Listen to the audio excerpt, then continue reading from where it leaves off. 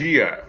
Hoje é sexta-feira, dia 18 de dezembro, né? Desculpa, dia 17 de dezembro de 17. 2021, né? Eu hoje não estou com um calendário aqui na minha frente, dia 17 de dezembro de 2021, são 8 horas e 30 minutos e esse é o Sua Excelência, o fato que encerra a semana em que talvez tenhamos tido a maior quantidade, numa semana consolidada de 7 dias, né, desde a sexta-feira passada até agora, a maior quantidade de pesquisas pré-eleitorais, de pesquisas de intenção de voto, sobretudo duas pesquisas feitas face a face com entrevistas presenciais, que foram a pesquisa IPEC e a pesquisa Datafolha, né? Ainda haverá, na semana que vem, a divulgação da pesquisa Poder Data, que, né, se consolidou no cenário das pesquisas eleitorais brasileiras como o instituto que faz os levantamentos com um intervalo de tempo mais regular e mais reduzido, tem feito as pesquisas a cada 15 dias, divulgadas pelo site Poder 360, né? Mas a Poder Data, então, irá ser divulgada na semana que vem, o campo ainda está aberto, certamente colhendo, né, esses cenários que nós já vimos aqui. E, mano, o Datafolha de ontem, com a tradição que tem o Datafolha, com a respeitabilidade que a Folha de São Paulo, que o seu instituto de pesquisa, né, já atingiram no mercado, ele parece ter dado uma, assim, foi divulgado ontem à tarde, né? E como diria Aldir Blanc, né, na letra de O Bêbado e o Equilibrista, caiu como um viaduto, né, no cenário político. O Datafolha de ontem caiu como um viaduto no cenário político, consolidando toda a análise que a gente vem fazendo aqui há muito tempo, e aí precisamos falar sobre isso também, porque a gente vem dizendo aqui que o Lula, o ex-presidente Lula, que está elegível e que é irremovível, né, por questões jurídicas desse cenário pré-eleitoral, ele é candidato, estará, né, nas urnas de 2022, a não ser que ocorra um fato que não está no horizonte, que não é um fato que dependa de uma canetada, de uma toga, né, de uma canetada jurídica, como aconteceu em 2018. A tendência era ele chegar, né, neste momento, do jeito que está, com uma possibilidade real de vitória em primeiro turno. Mas não estava no horizonte, porque nós falávamos aqui desde o começo do ano que a cena econômica ia ser muito grave, mas não que ia ser essa tragédia econômica que é hoje. Tragédia econômica, humano, que põe o Jair Bolsonaro, presidente da República, que nunca desceu do palanque, que sempre esteve em campanha pela reeleição, com uma rejeição absolutamente brutal, de 60%. Né? Uma rejeição entre os estratos, né, da base da pirâmide social, classe C e D, uma rejeição de 66%. Né? Num momento em que indica a pesquisa IPEC, que já fez que já nos permitiu fazer essa análise, que o Lula vence entre os eleitores evangélicos nesse momento. Extrato fundamental para a eleição de Jair Bolsonaro.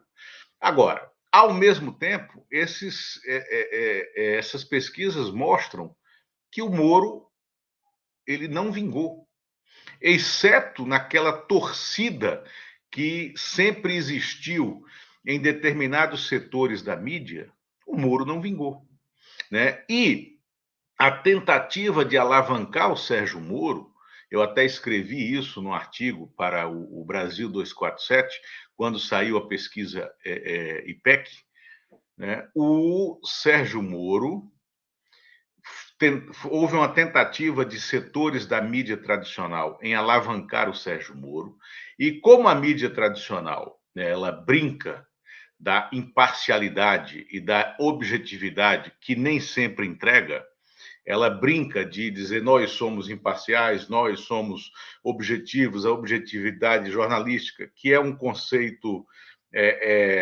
para ser analisado à distância e, em geral, não é entregue por eles, ela foi obrigada a expor o Lula. Ela foi obrigada a cobrir o ex-presidente Lula. Então, ela antecipou, né, um fenômeno que a gente também vinha falando aqui. O Lula estava restaurando a capacidade de pauta da cena política.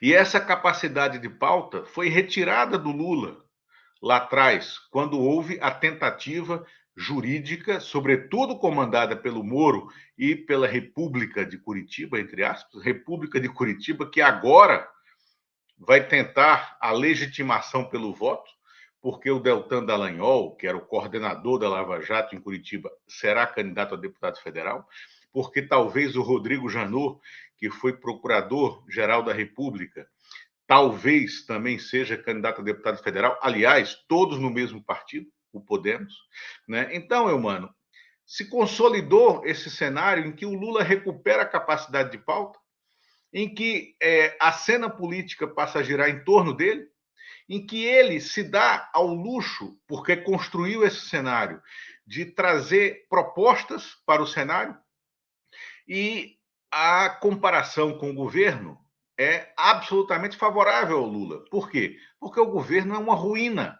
é um governo ruinoso, né? Então, Eumano, eu queria te ouvir, né?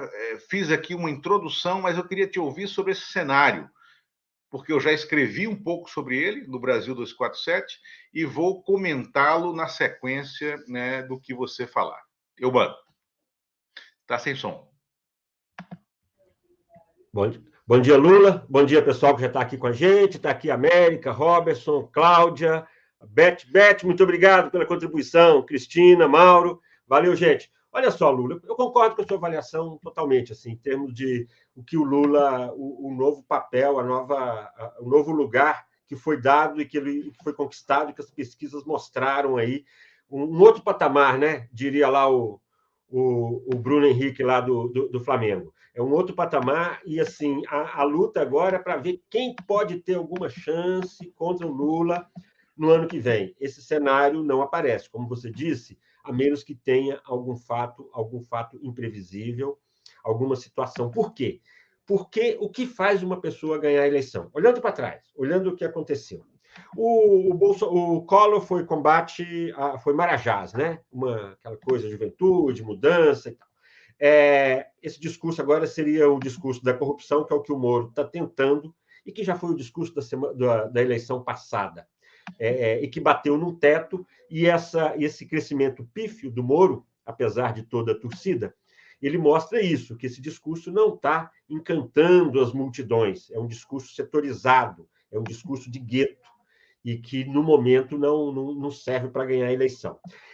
O Fernando Henrique ganhou com o Plano Real, ganhou com o Plano Real porque tinha algo a entregar. Não se vislumbra o Bolsonaro ter uma solução sensata para a economia. O Bolsonaro, o Paulo Guedes, não se vislumbra isso. A economia, como você disse, está em frangalhos, a economia do Brasil, inflação alta, crescimento tendendo a zero, o desemprego, a fome. São dados que, para reverter isso num prazo, e aí não é nem de um ano mais, as eleições estão há pouco mais de 9 meses. São 9 meses e meio. É no dia 3 de outubro, o primeiro turno. Então, nós estamos a 9 meses e meio de eleição. É muito tempo, é verdade, mas, ao mesmo tempo, para quem quer ganhar uma eleição, para quem tem que ultrapassar o Lula, isso é um tempinho muito pequeno. É quase nada. Porque imagina você ter que virar, você ter que criar fato. Porque, ó, o Fernando Henrique, em 94, nós estávamos cobrindo a campanha do Lula naquele período. O Lula chegou a ter em torno de 40% no início do ano. Veio o Plano Real e o Fernando Henrique ganhou. Isso foi num prazo pequeno. Creio que num prazo de uns 3 meses esse fenômeno se deu, talvez até num prazo menor. Mas o Plano Real era um plano consistente, era um plano pensado, trabalhado, revisado, que vinha já testado em alguns aspectos em planos anteriores. Você tinha um rumo, você estava sendo construído alguma coisa. Isso não existe agora. Tá, de vez em quando aí as frases, as declarações do Paulo Guedes viraram piada, né? O Paulo Guedes falar e não falar já não tem nenhuma importância. Eu acho que nem para o mercado, que vive um pouco dessas especulações, já não vale mais, porque o que ele fala hoje não se comprova amanhã. Todas as previsões dele fracassam. Ele se recusa a enxergar a realidade. Então, Lula, vou concordar com você. Eu não vejo que fato poderia acontecer, a menos que tenha uma grande armação, a menos que tenha... Agora, o cenário já é outro também. E o que eu acho que é a grande mudança, e é uma coisa que a gente vem falando desde o começo do ano, que tinha uma tendência para isso, e que agora está consolidado, que é o antipetismo caiu e o antibolsonarismo cresceu. Como reverter isso? O antibolsonarismo elimina qualquer possibilidade, nos números de hoje, do Bolsonaro se reeleger. E o antipetismo, no número que está hoje, é insuficiente para tirar o Lula da vitória, inclusive no primeiro turno. Veja a mudança de cenário que tem com as pesquisas de hoje e repetindo. Por que é importante? Embora estejamos a 9 meses da eleição. É importante pela dificuldade de se criar um fato, dificuldade de se trazer um elemento que possa destruir o Lula e construir alguém. Destruir o Lula está difícil. Construir alguém, quem seria esse para ser construído? Só finalizando. O Moro, como dissemos aqui desde o dia da candidatura dele, aparentemente tem teto, está demonstrando que tem. O Ciro agora ficou difícil, né? O Ciro levou essa injusta, esse uso indevido aí da Polícia Federal contra ele. Isso foi injusto, isso não faz o menor sentido, isso é uma perseguição, meio sem sentido também. O Ciro, na condição que ele não está ameaçando nenhuma candidatura. Para que fazer isso? Para criar confusão. Eu acho que quem pensou aquilo quis criar uma confusão. E é aí que está o cenário que podem tentar fazer para o ano que vem. Criar confusão, aumentar a confusão. Mas falando dos candidatos aí, só o que teria a fazer? E o Bolsonaro? Como o Bolsonaro poderia reverter essa tendência de derrota dele? Lula, eu não enxergo, a não ser uma grande armação que podem tentar. E que nessa altura dos acontecimentos, aí falando desde 7 de setembro, que o pêndulo mudou contra o Bolsonaro em termos de perspectiva dele, de qualquer projeto autoritário, o Bolsonaro ficou sem ter para onde ir. Eu não sei o que o Bolsonaro vai fazer. O que se vislumbra é uma derrota acachapante, é uma derrota vergonhosa, é uma derrota vexaminosa em função de todos os erros que ele cometeu no governo. Todos os erros, todas as maldades, todo o poder destrutivo dele que se manifesta de diversa maneira. Então, olha, Lula, eu acho que nós vamos ficar nos próximos meses muito nessa tecla. Acho difícil essa reversão. Pode ser que em algum momento o Bolsonaro derreta. Mas para quê? Assim, faltou falar no Dória, né? A gente até esquece do Dória. O Dória não conseguiu ainda nem parecer que pode ter alguma possibilidade. Ele nem ameaçou o Ciro Gomes ainda. Então, assim, difícil. O que o Dória vai inventar também para desconstruir Bolsonaro e Lula? Porque ele teria que pegar um pedaço do Lula também. Não vejo. Eu desconfio que nós vamos ficar os próximos meses falando aí muito nesse cenário de pouca alteração, mas aguardemos, né? As previsões são sempre perigosas. Passa a bola para você, Lula. Perfeito, Eumano, obrigado. Mas, bom, primeiro, quero agradecer quem nos assiste, a audiência está alta e subindo aqui nesse momento, né? Quem chegou até aqui e ainda não é inscrito no canal, por favor, se inscreva. Quem chegou até aqui através da TV 247, que nos reproduz, né, aos sábados, se inscreva no nosso canal, se inscreva na TV 247, apoie a mídia digital independente. Se puder, faça o seu superchat, faça o seu super sticker. E eu estou aqui hoje, vocês estão vendo o meu fundo, né? Está diferente do costumeiro, porque eu estou na sucursal do Plataforma Brasília, do Sua Excelência o Fato, em São Paulo, né, diretamente do nosso estúdio na Chácara Klabin. Né? Eu estou aqui em São Paulo, vim passar essa semana aqui para fazer Empresa grande tem isso, né, Lula? Empresa grande tem isso. Empresa grande tem isso, exatamente. Em que pese o estúdio aqui seja bastante pequeno, reduzido, né, compacto. Quase não me cabe. Você sabe que eu sou uma pessoa de gestos largos, né? Mas é o seguinte, Eumano e quem nos assiste, quem está conosco, é essencial deixar claro. Eumano trouxe aqui um dado de 1994. A gente precisa relembrar isso, porque eleição no Brasil não é para iniciantes, é para iniciados. Eleição no Brasil, vejam bem, de 2014 para cá, nós já tivemos eleições perturbadas por uma tragédia aérea inenarrável que mexeu no futuro. Nós tivemos um atentado político, né, que mexeu no resultado eleitoral, e nós tivemos um atentado judicial que também mexeu no resultado eleitoral de 2018, né, que foi a prisão do Lula, fabricada para tirá-lo do cenário. Então, eleição é para iniciados. Em 1994, sim, como lembrou o Eumano, o Lula estava do tamanho não, até um pouquinho menor, mas coisa razoavelmente na margem de erro do que esse Lula de hoje. As coisas apontavam para uma vitória do Lula, possivelmente no primeiro turno. Não existia, né, a perspectiva de reeleição, não é? A reeleição foi instituída depois, em 1996, já pelo Fernando Henrique. E o Lula se via obrigado a fazer uma explicação de si, né, para os brasileiros que desconfiavam daquela retórica do operário que nunca tinha sido poder, do partido operário que nunca tinha sido poder. E o PT cometeu um erro ali, o erro de desprezar a construção do Plano Real, de desprezar o impacto que o Plano Real provocaria na cena política nacional. E foi o Plano Real, né, que mudou a cena eleitoral de 94 e que levou o Fernando Henrique, em dezembro de 93, o Fernando Henrique Cardoso, que estava no Ministério da Fazenda, ele só saiu do Ministério da Fazenda no início de abril de 1994, o Fernando Henrique, de dezembro de 1993, estava obrigado a fazer o Brasil reagir sem sucumbir à crise mexicana, à crise asiática e à crise russa.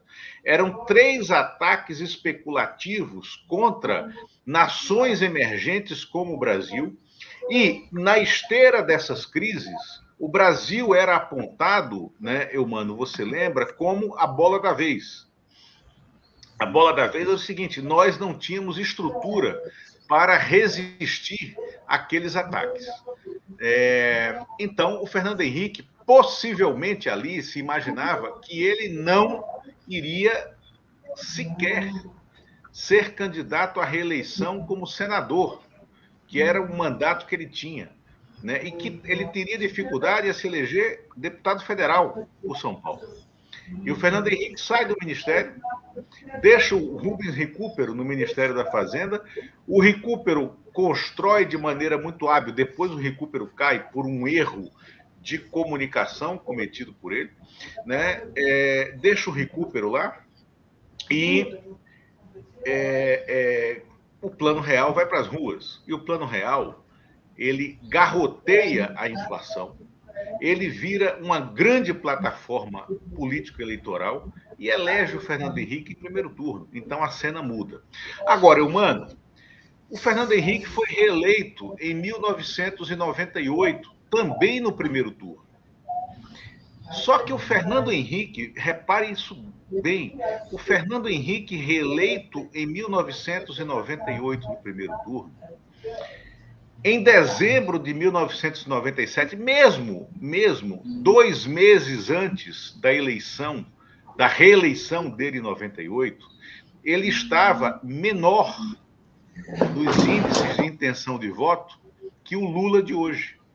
Então, isso é para te dar uma ideia. Nos índices de intenção de voto, na pesquisa espontânea, o Lula de hoje tem uma intenção de voto maior do que a do Fernando Henrique, reeleito em 1998. Isso é absolutamente notável. E como o Lula construiu isso, que é um patrimônio. O Lula construiu esse patrimônio, mano, de maneira muito hábil, sem se revelar um personagem vingativo, sem buscar na retórica a vingança, né, das patranhas que ele recebeu, né, das quais ele foi vítima num passado recente ainda, né? E o que consolida essa visão? Essa possibilidade, essa construção, esse movimento ao centro. Esse movimento que pode incorporar o Geraldo Alckmin na chapa presidencial. O Geraldo Alckmin, como vice, ele é muito além de uma aliança política para ganhar a eleição. O significado do Geraldo Alckmin como vice eventual numa chapa com Lula é um significado de uma dimensão política que vai muito além disso. É a dimensão política de eu quero reconstruir o Brasil, eu quero reconectar o Brasil, eu quero reconciliar o Brasil, e nós precisamos juntar todas as forças possíveis para isso. Por quê? Porque a tragédia foi muito grande. Aí vem um segundo passo, mano, que é o passo da federação partidária. A gente vinha falando isso aqui. E ontem houve a reunião da executiva do PT, a reunião que sacramentou que essa é uma estratégia do PT, a federação partidária sendo construída não só com o PSB e com o PCdoB, mas agora, hoje, já tem o PV dizendo eu quero integrar essa federação partidária. O Zé Luiz Pena, presidente do PV, Partido Verde, está hoje, né, nos jornais dizendo nós queremos, né, integrar essa frente, e a presidente do PT, Gleisi Hoffmann, já me disse que nós integraremos essa frente. Isso é fundamental, isso é importantíssimo, isso é essencial, porque a construção de uma federação partidária, que é uma novidade na nossa cena política, ela pode dar uma estabilidade parlamentar a um governo eleito que nenhum governo teve, né? Nenhum governo teve na sua largada.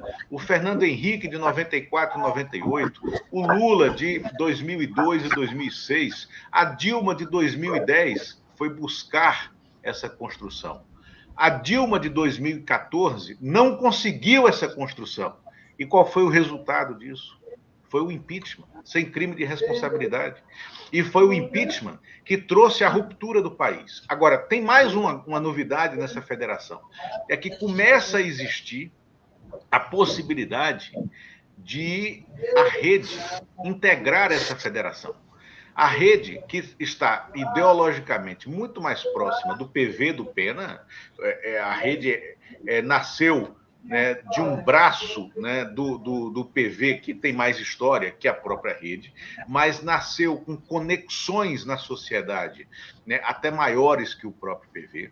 A rede pode integrar também essa frente, é o que está sendo colocado. Você veja a dimensão disso. E aí a gente parte para os cenários estaduais, aonde também já está se construindo alguns consensos, né, para disputas estaduais que vão servir como um colchão para a disputa nacional. Por exemplo, Distrito Federal. Quero falar, o Distrito Federal é pequeno e relevante, né? O Distrito Federal tem hoje um governador que é candidato à reeleição, Ibanez Rocha, mas que se assustou, e aqui vai um fato para vocês, que se assustou com as pesquisas que ele viu, que ele encomendou, e que não foram reveladas, e que também me assustaram quando eu as conheci. O Ibanez não tem uma situação tão fácil de reeleição. Existe um personagem nessa cena eleitoral do Distrito Federal que não estava sendo vista no cenário de ninguém, que se chama José Antônio Regufe, senador, né? E com um discurso centrista e completamente diferente do discurso dos extremos no Distrito Federal. Ele está em que partido, hoje, Lula? Ele está na rede? Em que partido ele está? Na rede, né? Se eu não me engano. Se eu não me engano, ele está na rede ou está sem partido. O Regufe hoje... Não, desculpe, mano, acho que ele está no Cidadania, não? Eu estou checando aqui. Eu acho que ele está no... Porque... Checa, por favor. O Regufe hoje é um possível candidato que... Podemos, ele está no... Está no Podemos. Então, o Regufe não será candidato à reeleição ao Senado. E é o mandato de senador que tem que ser renovado. Isso já é certo. Ele não quer ser candidato por uma questão de princípio dele, ele disse que não será. O Regufe hoje, colocado no cenário eleitoral do Distrito Federal para governador, ele disputa a vitória, disputa a eleição. Isso faz com que o Ibanez não queira fazer essa disputa com ele. Isso também desloca um pouco a ministra Flávia Arruda, né, mulher do ex-governador Zé Roberto Arruda, para a disputa que, teoricamente, é mais fácil pelo Senado. O Regufe pode, por uma questão de proximidade política que sempre teve, trabalhar uma aliança com a ex-ministra Marina Silva, que será candidata ou ao Senado ou a deputado pelo Distrito Federal. A nominata de deputados do Distrito Federal me parece histórica para o que sempre aconteceu. Porque, pela esquerda, além da tentativa de reeleição da deputada Érica Cocai, do PT, que é deputada, acho que já há 3 mandatos, e que faz um mandato muito consistente, com chances reais de reeleição, né? O ex-presidente nacional do PT, Ricardo Berzoini, deve ser candidato a deputado federal pelo Distrito Federal, né? A ex-senadora Heloísa Helena, que saiu do PT para fundar o PSOL e que hoje está na rede, será candidata a deputada federal pelo Distrito Federal. O ex-governador Rodrigo Hollenberg, né, pretende voltar para a cena política como candidato a deputado federal pelo PSB, é um nome de peso. O ex-governador Agnello Queiroz, que saiu enxovalhado do cargo, mas também trabalha a volta à cena política como deputado federal pelo Distrito Federal. E você tem o general da reserva, Santos Cruz, ex-ministro do Bolsonaro, candidato a deputado federal pelo Distrito Federal. Então, isso de nomes que, tirando a Érica Cocai, nomes que não estão com mandato. Ainda tem a tentativa de renovação de mandato, por exemplo, de uma Bia Kicis, que vai testar a eficácia desse discurso bolsonarista tresloucado que ela adotou desde sempre, né? Porque ela é uma bolsonarista raiz. Isso funcionou. Certamente surgirá um candidato do setor evangélico no Distrito Federal, porque é muito forte. É a unidade da federação onde o voto evangélico é mais forte. Isso, Distrito Federal. Vamos trabalhar a construção de São Paulo, por onde passa essa costura do Geraldo Alckmin, né? E nessa construção de São Paulo, da chapa eleitoral da esquerda aqui em São Paulo, você tem a possibilidade real de, na sequência do fechamento da articulação com Alckmin, você resolver a chapa Haddad, né, ou Márcio França. E para onde vai Boulos? Em minha opinião, está se desenhando claramente, né, uma consolidação do nome do Fernando Haddad para governador, com o Márcio França podendo escolher entre a candidatura a vice ou o Senado. O Senado é uma eleição em aberto aqui, e a necessidade de que alguém tenha uma conversa que é delicada, porque a candidatura do Boulos é legítima, né? Não podemos deslegitimar nenhuma tentativa de crescimento político, partidário, de nomes individuais pelo voto, né? É absolutamente legítimo que o Boulos coloque a pré-candidatura dele pelo PSOL em São Paulo, mas o PSOL tem que botar a mão na cabeça e olhar o horizonte. E ele precisa de uma candidatura a governador, de uma vitória cuja construção é complexa e improvável, ou ele precisa crescer e se consolidar como um partido com um discurso de esquerda, com um projeto de esquerda, com um projeto diferenciado dentro do Congresso? O Boulos será mais útil à sociedade brasileira disputando uma eleição absolutamente incerta para o governo de São Paulo, ou podendo se eleger deputado federal e levar com ele mais 2 ou 3 nomes em razão, né, do tamanho da votação que ele receberá, 2 ou 3 nomes do PSOL. O vice-governador Rodrigo Garcia, do PSDB aqui em São Paulo, que já está atraindo de volta para a órbita da candidatura tucana em São Paulo o antigo DEM, aliado ao PSL, que deve se chamar União Brasil, né, e que vai dar consistência ao Rodrigo Garcia como candidato dessa ala que é majoritária no estado de São Paulo, que é a ala conservadora, né? Desse candidato, o Rodrigo Garcia, ele representa, sim, o voto mais conservador do estado de São Paulo e o voto do interior do estado de São Paulo, que, em nenhuma hipótese, pode ser desprezado. Então, o confronto entre um projeto Rodrigo Garcia e um projeto Fernando Haddad, com o Fernando Haddad liderando essa coligação mais à esquerda, em associação com Márcio França, me parece que é o caminho natural que as coisas estão seguindo aqui em São Paulo. Aí vamos para 3 estados-chave no Nordeste. Pernambuco. Pernambuco, o Lula deu ao PSB o empoderamento para que ele construa a aliança à esquerda. Quem vai ser o candidato? É o ex-prefeito do Recife, Geraldo Júlio, que tem alguns problemas eleitorais, está resolvendo algumas questões jurídicas. É a atual presidente do TCU, Ana Reis, mãe do Eduardo Campos, filha do Arraes, mas que tem problemas dentro do próprio PSB.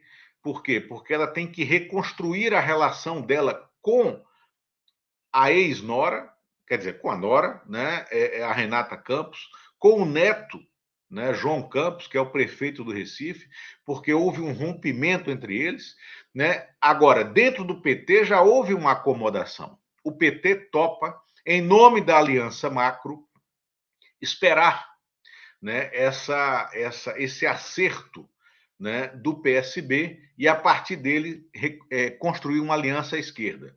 Porque na aliança à direita, em Pernambuco, houve também um entendimento que parece ruptura, né? Haverá, até aqui, 2 candidatos que entram no cenário com alguma chance de serem competitivos. A prefeita de Caruaru, Raquel Lira, do PSDB, que é filha do ex-vice-governador João Lira, que foi vice-governador do Eduardo Campos, que é sobrinha do Fernando Lira, que foi ministro da Justiça, e o prefeito de Petrolina, lá no Alto Sertão Pernambucano, Petrolina, que é uma cidade grande, que é uma cidade que projeta um poder regional, né, uma importância econômica regional muito grande, né, e que é o Miguel Coelho, filho do Fernando Bezerra Coelho, ex-líder do governo Bolsonaro, líder defenestrado do governo Bolsonaro, defenestrado essa semana, aonde entregou a liderança humilhado. A costura está nesse cenário. Subimos para o Ceará. No Ceará, aí a cena nacional está forçando um novo entendimento. Primeiro, Ciro Gomes, e aí eu quero te ouvir sobre isso, mano. Ciro Gomes fica na cena nacional ou ele retrocede? Ele foi vítima, sim, como disse você, de uma patranha da Polícia Federal em associação com o governo Bolsonaro, claro, né? Porque a Polícia Federal está de joelhos perante o governo Bolsonaro essa semana. Mas que levou o Lula a mais um gesto político sábio. O Lula rapidamente se solidarizou com Ciro, a ex-presidente Dilma Rousseff também. Isso fez com que o Ciro mudasse a retórica agressiva dele.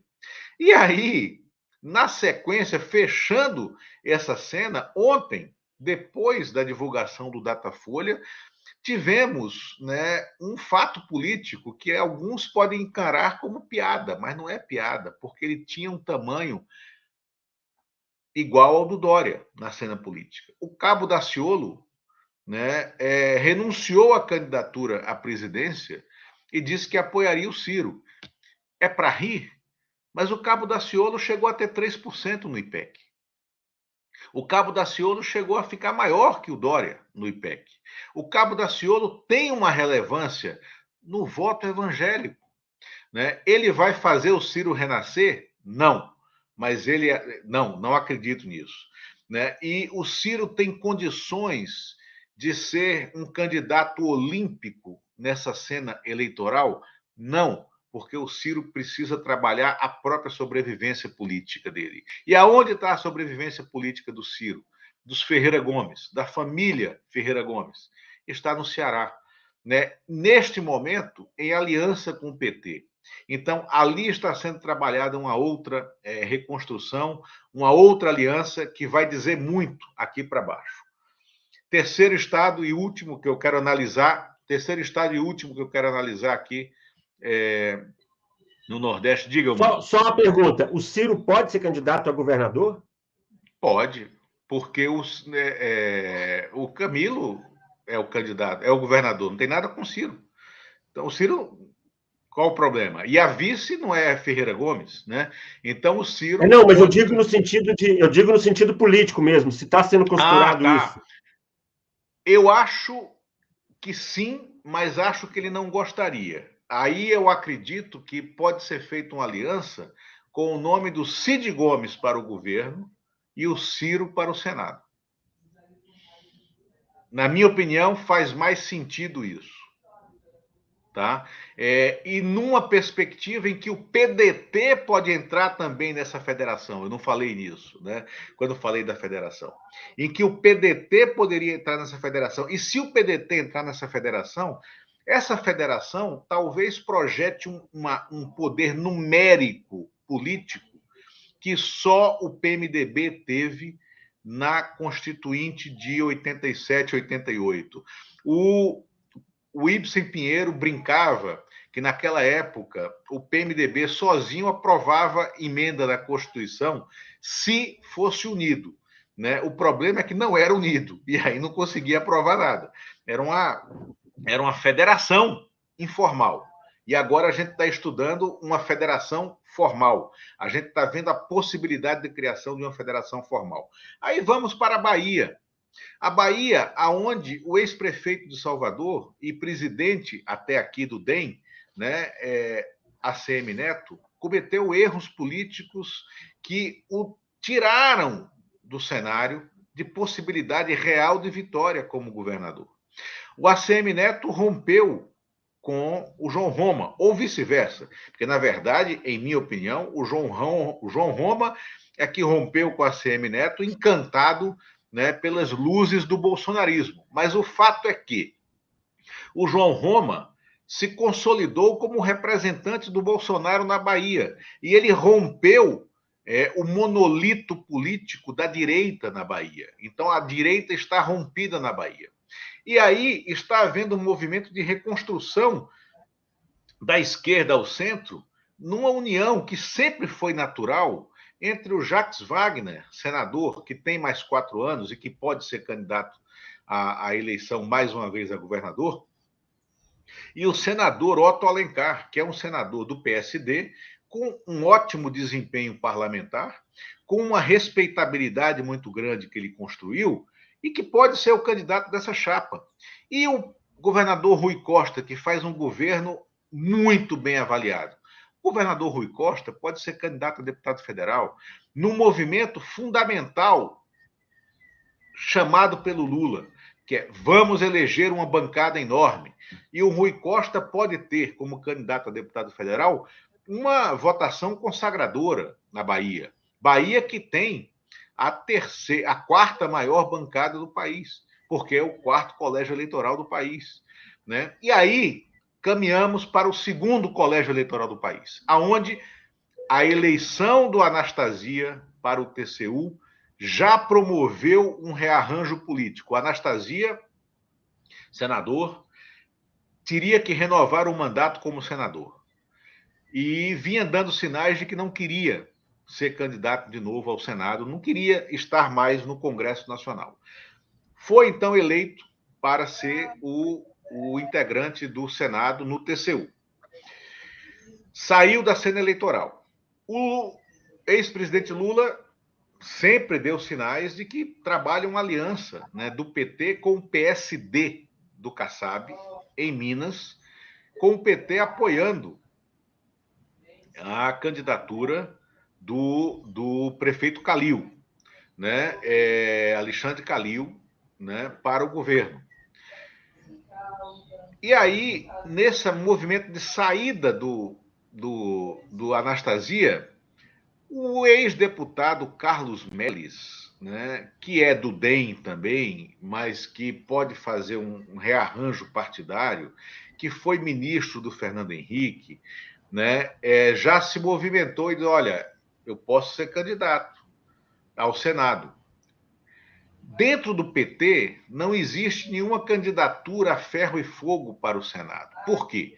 Porque o ex-governador Fernando Pimentel, né, restaurado na sua honorabilidade política, porque todas as acusações judiciais contra ele, que atrapalharam o governo dele, que inviabilizaram a reeleição dele, caíram na mesma esteira da recondução judicial, né, do nome do Lula, né, porque caíram quando ficou provado que era uma campanha contra o Fernando Pimentel, será candidato a deputado federal, né, na intenção de também, no 2º colégio eleitoral do país, fazer com que o PT e as esquerdas tenham uma chapa muito consistente de deputados federais e possa eleger um número grande de parlamentares. Então, ali se costura uma aliança que pode ser uma chapa Calil Melles com um vice do PT e com uma capacidade de galvanizar um apoio inacreditável. Agora, ali tem um problema.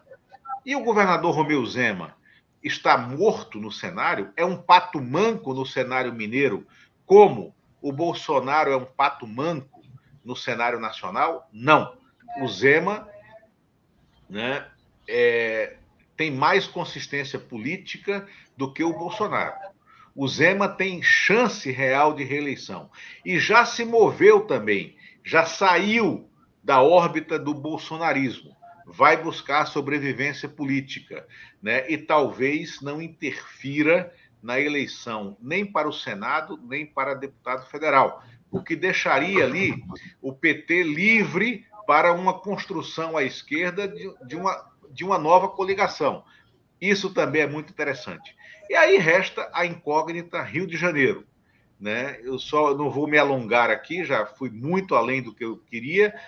Rio de Janeiro, que tem o Marcelo Freixo, né, que saiu do PSOL, em minha opinião, foi um erro, porque o Freixo deveria ter brigado para construir uma união da esquerda em torno dele, dentro do PSOL, tinha legitimidade e história para isso, preferiu sair do partido, ir para o PSB e está tendo dificuldade de diálogo. Você tem o governador candidato à reeleição, Cláudio Castro, né, que conseguiu se descolar rapidamente das franjas do Wilson Witzel, o governador cassado, né, e você tem a construção de uma chapa em torno, né, do prefeito de Niterói, Rodrigo Neves, que é do PDT, que está licenciado, né, no cargo da prefeitura está o Axel Grael, que tem feito uma administração técnica. O Rodrigo Neves está no PDT. E é mais um que pode se beneficiar dessa construção dessa federação partidária, caso ela englobe o PDT, porque o Rodrigo Neves está piscando para o lado do PSD do Kassab, que já conta com o governador Eduardo Paes como filiado e que pode receber a filiação do Rodrigo Maia. E pode ter uma chapa de Rodrigo ao quadrado no Rio de Janeiro. O Rodrigo Neves para governador e Rodrigo Maia para vice. Por que não? Essa chapa tem uma amplitude, né, capaz de fazer com que haja uma convergência política que o Freixo não estava esperando no Rio de Janeiro. Né? Então, esse é o cenário, mano. Eu quis aqui dar uma pincelada em alguns estados, porque essa força política do Lula, das pesquisas, já nos obriga a olhar a cena como um todo. A gente não pode mais dissociar a eleição presidencial do restante da eleição no país. Queria te ouvir. Vamos lá. Olha só, acho que é interessante ver esse quadro nacional, e aí eu acho que é onde está surgindo novidade na política, que é essa saída, eu vou usar a palavra que muita gente não gosta, mas é a saída de uma polarização, a saída de um petismo, antipetismo, e o próprio PT fazendo esses movimentos. Essa federação é a grande novidade política destas eleições, é uma possibilidade que aumenta muito a capacidade dos partidos de fazer política, de agregar. A federação, ela vem no sentido, em vez de ela ser no sentido de afastar os atores políticos, ela vem no sentido de agregar. Isso é muito importante na política brasileira, então, eu, mais uma vez aqui, vamos festejar aí vamos festejar. Obrigado, Cláudia Mortari, por estar renovando a assinatura aí com a gente. Então, assim, eu acho que essa novidade é com isso que está trabalhando. E isso vai interferir em todos os estados, como você está colocando. Não sei a dimensão disso daí. E eu já falei aqui outras vezes, assim, o que tem de importante nessa aproximação, nessa possibilidade cada vez mais real de aliança do Lula com o Alckmin? É a possibilidade de uma aliança política real, verdadeira. O Alckmin é um político muito experiente, um político de uma respeitabilidade, e que ele, evidentemente, não vai ter um papel figurativo no governo Lula, ele vai ter um papel maior, caso venha a existir a eleição, e caso venha a ser eleita essa chapa, ele vai ter, com certeza, um papel maior, porque o Alckmin, ele não faz o estilo do brigão, ele faz o estilo mais da conciliação, do diálogo. Ele é um político do diálogo, né? Ele gosta de dizer que ele é do manda-brasa, né? Que era o velho MDB, era um partido que tinha princípios, e o Alckmin se construiu aí nesse ninho tucano lá em São Paulo, acabou sendo o governador que mais tempo passou no cargo em São Paulo. Então, eu acho que toda essa movimentação em torno do Alckmin... Olha, Lula, muita gente reclama, o pessoal do PT, que sempre brigou muito com o PSDB, reclama muito dessa aproximação, se isso não vai fazer perder voto. Eu acho que temos um outro momento na política brasileira. E o momento é o momento de se juntar forças contra o que representa o Bolsonaro na política, o que representa o Bolsonaro no governo, o que está representando, e todo o estrago que vai ser feito daqui ainda até o ano que vem, porque todo dia aí uma má notícia, né, Lula? Então, acho assim, queria dois aspectos ainda do que você falou que eu quero lembrar das eleições passadas, quando se fala na possibilidade de fatos novos que possam mudar a eleição, e também na possibilidade de uso da máquina. O Fernando Henrique foi reeleito com o uso da máquina em cima de um estelionato, um dos estelionatos eleitorais que aconteceram aí no nosso passado recente. Ele conseguiu isso segurando o dólar, dizendo que a economia ia bem, coisa que a Dilma fez coisa parecida quando a economia com ela também já ia mal. E o Fernando Henrique, com aquele discurso que não foi um discurso honesto do ponto de vista político, do ponto de vista do que estava acontecendo no Brasil, ele foi reeleito, e as consequências vieram logo em seguida, né, Lula? Logo em seguida veio a crise cambial, veio a queda do Chico Lopes, veio todo um bolo ali em torno, não sei se o Chico Lopes caiu antes, talvez, mas a verdade é que toda a Chico Lopes caiu em janeiro, né, quando teve a mudança cambial, no curso da mudança cambial, e foi preso em abril. De 99, né? Janeiro de 99, né? Janeiro de 99, então, depois foi na da sequência reeleição. Mesmo. Então não estava errado, não. Então estava certo. É isso mesmo. Vem bem na sequência. Então, essa queda do Chico Lopes, a crise cambial, tudo tem a ver com o que foi represado pelo Fernando Henrique. Fatos novos acontecem, como a suposta facada ao Bolsonaro. Falo suposta porque há dúvidas hoje sobre a investigação, de se foram investigadas todas as alternativas do que poderia ter acontecido ali. Então, eu acho que ali, esse tipo de fato, Lula, é isso que eu acho que nós, jornalistas, precisamos estar atentos para o ano que vem, que é a possibilidade de que surjam armações. Então, vai haver um desespero em algum momento. O lado bolsonarista tem tradição nesse tipo de coisa. Eu falo por causa da ditadura e suas armações.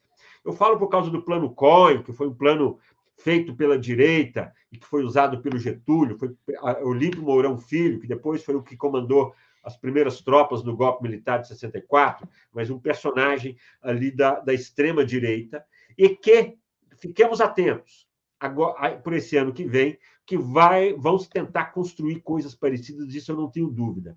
Então, acho que temos principalmente isso para o ano que vem. Viu, Lula? Errou-se muito. A grande mídia errou, a mídia de esquerda errou, acho que todo mundo errou nessas últimas eleições. Errou pelo tom, errou pelo engajamento errado, às vezes, errou por, às vezes, abraçar causas que não eram as causas mais urgentes da nossa política, e eu acho que tem que estar todo mundo atento. A grande mídia tem de fazer um movimento, ela tem de sair dessa torcida do Moro, até porque não está dando certo, essa torcida ela é evidente. A nova mídia, a mídia mais ligada à esquerda, eu acho que também é um momento de amadurecimento dessa mídia. Você está indo para o 247, que é o principal veículo dessa mídia, um empreendimento que deu muito certo e que hoje é aí uma grande locomotiva dos veículos digitais, dessa nova mídia, e acho que é um momento também para amadurecimento dessa mídia, Lula. Foram cometidos muitos erros dos antigos blogs sujos, eu posso falar isso à vontade, você sabe disso. Foram cometidos muitos erros. Entrou-se no jogo, aquele jogo miúdo de disputar com o bolsonarismo, quem xinga mais nas redes. Isso não vai funcionar para o ano que vem, eu acho. Então, assim, eu conto muito com o amadurecimento do jornalismo de modo geral. Tanto de que a grande mídia saia desse antipetismo que tem sido maléfico, inclusive, para ela própria, que a nova mídia também amadureça. Você sabe, né, Lula, o quanto eu gosto da técnica jornalística. Eu sempre gostei muito de dar palpite em política, mas sempre entre os amigos, e isso que eu faço aqui, que eu passei ao longo desse ano fazendo, eu fiz poucas vezes. Um pouco na CBN, o tempo que eu era diretor da sucursal da revista Época aqui em Brasília, mas eu gosto do jornalismo mesmo, não é pelas opiniões, não. Eu gosto do jornalismo pela técnica jornalística, pela apuração, pela reportagem, pela informação, coisa que você fez aqui agora, trazendo os cenários aí do Estado, trazendo elementos novos. Acho que o jornalismo vale muito por isso, e nós valemos muito mais quando nós trazemos uma informação nova do que quando nós damos uma opinião. Eu brinquei já com você, eu não tenho pretensão de convencer as pessoas a votar nisso, a votar naquilo. Acho que não é meu papel. Nosso papel mais, eu acho que é tentar jogar luz nos fatos, é tentar contextualizar, fazer um histórico dos fatos. Então, Lula, eu acho isso, assim, acho que é um momento de amadurecimento, é um momento em que só uma grande armação, pelo que está colocado hoje, pelo desastre que é o governo Bolsonaro, só uma grande armação ou um fato inusitado para provocar aí uma mudança. Então, acho que a gente entra em 2022 com um cenário muito favorável ao retorno do Lula à presidência da República, um cenário muito desfavorável ao Bolsonaro e seu governo desastroso, e à medida, Lula, que foram sendo feitos os balanços da pandemia, da administração da pandemia, à medida que isso for sendo processado, vai se ver, como a CPI já fez, cada vez mais o passo a passo do governo Bolsonaro nessa tragédia que foi aí a nossa administração da pandemia, que poderia ter sido uma coisa com efeitos muito menos nocivos aí à população brasileira. Então, acho que é uma espécie de balanço que nós estamos fazendo aqui, mas olhando para frente, acho que você foi muito feliz aí nesses cenários dos estados, e vamos continuar no debate, Lula. Vamos continuar no debate, claro. vamos olhar aí como essas peças se movimentam. Só falando aí do Daciolo e Ciro, que você me pediu que eu desse a opinião do Ciro, sobre o Ciro, que eu não falei ainda. É simbólico o Daciolo estar indo para o Ciro no momento em que o Ciro está muito mal. O Ciro está mal porque ele, com toda a agressividade dele, ele não conseguiu crescer. E o movimento do Lula e da Dilma foi para dizer: ô Ciro, você pode voltar para cá ainda, apesar de tudo, de todo esse seu comportamento agressivo, você pode voltar. Isso tira. Para usar uma expressão emblemática, né, e bíblica, é o seguinte: foi uma parábola do filho pródigo, né? É por aí. Então, acho que essa foi a novidade, viu? Acho que eles acenaram: olha, Ciro, apesar de tudo, volta, não vai para lá, não, vem para cá, fica aqui no seu meio, falando as suas bobagens, porque aqui entre nós o Ciro é danado, né? Vamos, então, aí, acho que é isso, tá?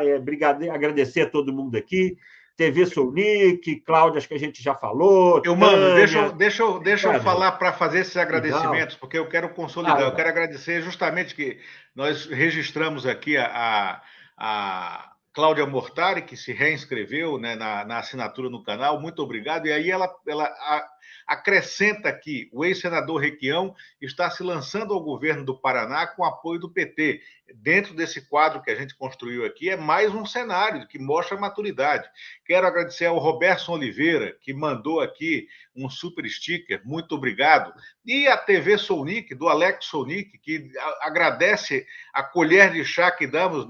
Nossa, é a honra de tê-lo aqui. Né? A Cristina Vilas Boas, que diz: olha, gosto da análise de vocês, e, sobretudo, uma nova telespectadora, Tânia Teixeira Lac de Souza, desde Lisboa, dizendo: olha, estou com vocês, estou assistindo aqui de Lisboa. Muito obrigado. E isso foi uma descoberta dessa pandemia, uma descoberta desse caminho que a gente foi tateando, né, humano?